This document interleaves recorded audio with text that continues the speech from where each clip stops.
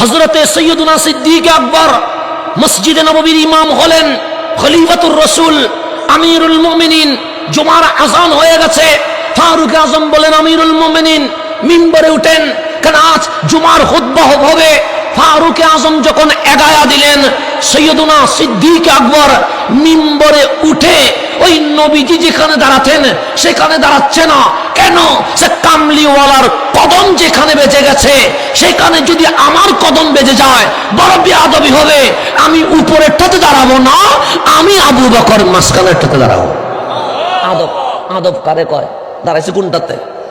সেই জন্য দেখবেন অধিকাংশ খতিবরা উপরেরটাতে দাঁড়ায় না। উপরেরটাতে কি করে না? দাঁড়াইলে মানা নেই, কিন্তু দাঁড়ায় না। কেন? নবীর খাতিরে। সিদ্দিক আকবর বলছে ওখানে দাঁড়াবো না, বেয়াদবি হবে। আমি কোথায় দাঁড়াবো? মাঝখানে, যেন কামলিওয়ালার কদমের নিচে যেন আমার কদম হয়, কামলিওয়ালার কদমের উপরে যেন না যায়। আদব, আদব, এটার নাম আদব। এখন সৈয়দুনা সিদ্দিক আকবর চলে গেলেন, আমিরুল মুমিনিন হলেন ফারুক আজম। জুমার নামাজের সময় হয়ে গেল। উসমান ও জুন্নুরাইনের মাওলা আলী ডাক দিয়ে বললেন, আমার আপনি যেহেতু আমিরুল মুমিনিন, খলিফাতুল মুসলিমিন, আপনি জুমার নামাজ পড়ান।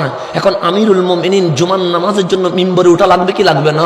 লাগবে। এখন ভাবতে লাগলেন দাঁড়ায়া, উপরেরটাতে দাঁড়াইছে রহমতুল্লিল আলামিন, এখানে পা রাখলে বড় বেয়াদবি হবে।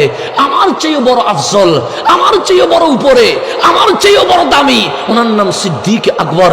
উনি আমার গুরু, উনি আমার শিক্ষক, উনি আমার রাহবার, উনি আমার মুর্শিদ, উনি আমার পীর। ওনার কদম যেখানে, এখানে যদি আমার কদম লাগে তাও তো বেয়াদবি হবে। আমি উপরেও দাঁড়াবো না, মাঝখানেও দাঁড়াবো না, আমি আমার নিচের তাকে দাঁড়াবো। সেই জন্য এখন তাক কটা হয়েছে। সৈয়দুনা ফারুক আজম চলে গেলেন। ফারুক আজম এখন খলিফা হলেন কে? উসমান যুন্নুরাইন রাদিয়াল্লাহু তাআলা। এখন তিন তাককে কি চার তাক করা যাবে না? যাবে না। কেন? নবীর জামানায় কয় তাক? সিদ্দিক আকবরের জামানায়, ফারুক আজমের জামানায়। এখন সৈয়দুনা উসমান যুন্নুরাইন যখন জুমার দিন আসলো, এখন ওনাকে সবাই এগায়া দিলেন জুমার নামাজ পড়ান। কারণ মিম্বর এসে থেমে গেছে, কেমনি কি করব? উপরের টাতে রহমতুল্লিল আলামিন, মাঝখানের টাতে সৈয়দুনা সিদ্দিকে আকবর, নিচের টাতে ফারুকে আজম। আমি উপরেরটাতেও দিতে পারবো না, কারণ উপরেরটা তো রহমতুল্লিল আলামিন, মাঝখানেও দিতে পারবো না, কারণ ওটা আফদালুন নাস বাদাল আম্বিয়া সিদ্দিক আকবর। নিচেরটাতেও দিতে পারবো না, কারণ উনি আমার চেয়ে আফজল, ফারুকে আজম। কি করা যায়, কি করা যায়? হঠাৎ বুদ্ধি আসছে, তাক যদি বাড়ায় তাহলে আরেকটা তাক বাড়বে। এখন আমি উসমান যখন চলে যাব, আলী বলবে আমি কেমনে দাঁড়ায়, আরেকটা তাক বাড়বে। যখন আলী চলে যাবে, ইমাম হাসান আসবে, বলবে বাবা যেখানে দাঁড়াইছে সেখানে আমি কেমনে দাঁড়ায়, তখন আরেকটা তাক বাড়বে। ইমাম হুসাইন এসে বলবে বড় ভাই হাসান যেখানে দাঁড়িয়েছে সেখানে আমি কেমনে দাঁড়ায়, আরেকটা তাক বাড়বে। এরকম তাক শুধু বাড়তেই থাকবে। কি করা যায়? তখন উসমান যুন্নুরাইন বলছে, আসল যে মিম্বারটা এটা সরাইয়া দাও। কেন? কারণ এটা তো রাসূলের কদম আছে, এটা সিদ্দিক আকবরের কদম আছে, এটা তো ফারুক আজমের কদম আছে, এটাকে সুন্দরভাবে রেখে দাও। আরেকটা নতুন মিম্বার নিয়ে আসো।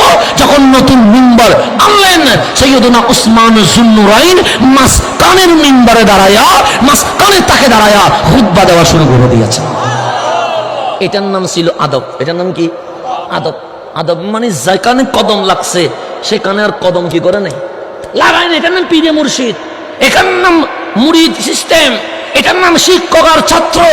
এই আদব যতদিন ছিল, ইসলামের বিজয়, মুসলমানের বিজয় দুনিয়াতে ছিল। যেদিন আদব উঠে গেছে, মালিক বিজয় ছিনিয়ে নিয়েছে।